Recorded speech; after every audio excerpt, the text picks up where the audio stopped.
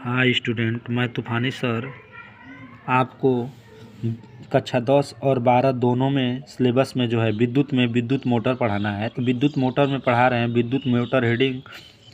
इसमें विद्युत मोटर विद्युत ऊर्जा को यांत्रिक ऊर्जा में बदलता है। सिद्धांत क्या होता है? जब किसी कुंडली को चुंबकीय क्षेत्र में रखकर उसमें विद्युत धारा प्रवाहित की जाती है तो उस पर एक बल युग्म कार्य करने लगता है। यदि कुंडली अपनी अक्ष के परितः घूमने के लिए स्वतंत्र हो तो वह इस बल युग्म के कारण चुंबकीय क्षेत्र में घूमने लगती है। चुंबकीय क्षेत्र में घूमने लगती है। अब हम देखेंगे इसका संरचना क्या है। यह एक चुंबक है, इधर यन इधर यस ध्रुव है। यह हमारा कुंडली ABCD है, आर्मेचर है, विभव वलय है, ब्रूस है, और यह हमारा कुंजी K है और बैटरी प्लस माइनस से जुड़े हैं। अब इसके हम पार्ट के बारे में पढ़ेंगे, जो जैसे इसमें जो आर्मेचर है इसके बारे में पढ़ेंगे, विभव वलय के बारे में पढ़ेंगे, चुंबक के बारे में पढ़ेंगे कि किसका कार्य क्या है। तो अब हम पढ़ेंगे इसके बारे में पढ़ेंगे। तो पहला पढ़ेंगे विद्युत मोटर के प्रमुख निम्नलिखित भाग हैं। पहला भाग पढ़ेंगे क्षेत्र चुंबक। यह एक शक्तिशाली विद्युत चुंबक यनेस होता है जिसकी कुंडली में दिष्ट धारा DC प्रवाहित की जाती है।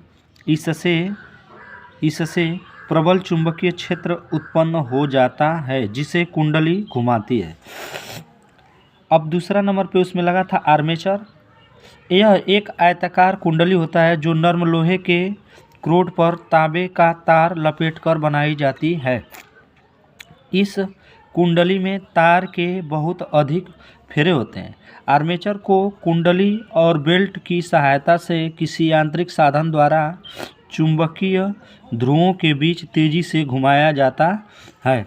अब इसके बाद हम पढ़ेंगे विभव वलय क्या होता है? उसमें जो लगा होता है कुंडली के दोनों सिरों पर विभक्त वलय P और Q से जुड़े होते हैं। यह एक पीतल का वलय होता है जिसमें लंबाई में काट कर दो भाग P और Q में विभाजित कर देते हैं। ए धुरी से अपार में एक दूसरे से अलग रहते हैं तथा आर्मेचर के साथ घूमते हैं। कार्बन ब्रूस लगा होता है, उसमें कार्बन ब्रूस के बारे में पढ़ेंगे। विभक्त वलय ग्रेफाइट के बने दो ब्रूसों से बने स्पर्श किए रहते हैं। इन्हीं ब्रूसों के द्वारा बाह्य परिपथ में धारा बहती है। इन्हीं कार्बन ब्रश के द्वारा ही मोटर में जो है धारा बहती है। अब इसका कार्यविधि पढ़ेंगे कि कार्यविधि क्या है। तो कार्यविधि में पढ़ेंगे तो कार्यविधि में देख रहे हैं हम कि कार्यविधि में जब जो है कार्यविधि पढ़ेंगे तो जब बैटरी से आर्मेचर में धारा प्रवाहित करते हैं तो फ्लेमिंग के बाएं हाथ के नियम से आर्मेचर की भुजा AB पर नीचे की ओर और CD पर ऊपर की ओर कार्य करने लगता है। अतः यह एक बल युग्म का निर्माण करता है जिससे आर्मेचर वामावर्त दिशा में घूमने लगता है।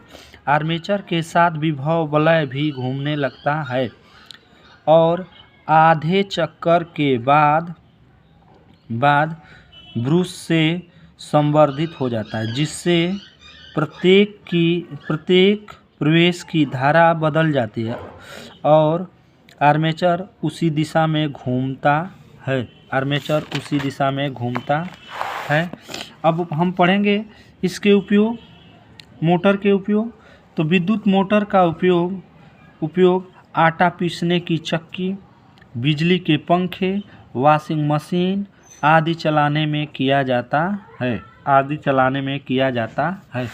अब हम दूसरा पार्ट पढ़ेंगे प्रत्यावर्ती धारा जनरेटर। जो जनरेटर होता है जिसको हम AC जनरेटर कहते हैं। इसमें यह है हमारा जनरेटर का चित्र। जनरेटर में N और S ध्रुवों के बीच एक आर्मेचर कुंडली लगा होता है। इसमें सर्पी वलय लगा होता है। उसमें जो लगा था हमारा विभव वलय, और इसमें क्या लगा है, सर्पी वलय लगा है। और सर्पी वलय लगा है, इसका आप चित्र देख रहे हैं। चित्र देखने के बाद आप इसको चित्र को अपने बना लेंगे ऊपर। अब इसके बाद पढ़ेंगे कि जनरेटर क्या करता है। तो प्रत्यावर्ती धारा जनित्र द्वारा यांत्रिक ऊर्जा को प्रत्यावर्ती विद्युत ऊर्जा में बदला जाता है। यांत्रिक ऊर्जा को प्रत्यावर्ती विद्युत ऊर्जा में बदला जाता है। अब देखेंगे कि यह जो है यांत्रिक ऊर्जा को विद्युत ऊर्जा में बदल रहा है। अब इसका सिद्धांत पढ़ेंगे कि आखिर मोटर का सिद्धांत क्या है, जनरेटर का सिद्धांत क्या है।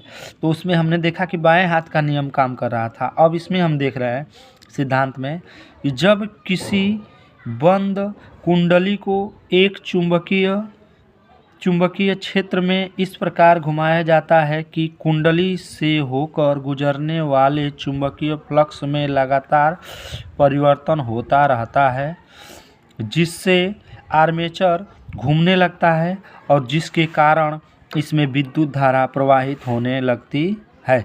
अब इसकी रचना पढ़ेंगे। रचना में पढ़ेंगे क्षेत्र चुंबक, जो इसमें चुंबक लगा है उस क्षेत्र चुंबक के बारे में पढ़ेंगे। तो क्षेत्र चुंबक क्या होता है? यह एक शक्तिशाली विद्युत चुंबक या न्यास होता है जिसमें कुंडली में डीसी धारा प्रवाहित की जाती है। धारा प्रवाह से चुंबकीय क्षेत्र उत्पन्न हो जाता है। चुंबकीय क्षेत्र के कारण जो है इसमें विद्युत धारा उत्पन्न होने लगती है। अब देखेंगे आर्मेचर।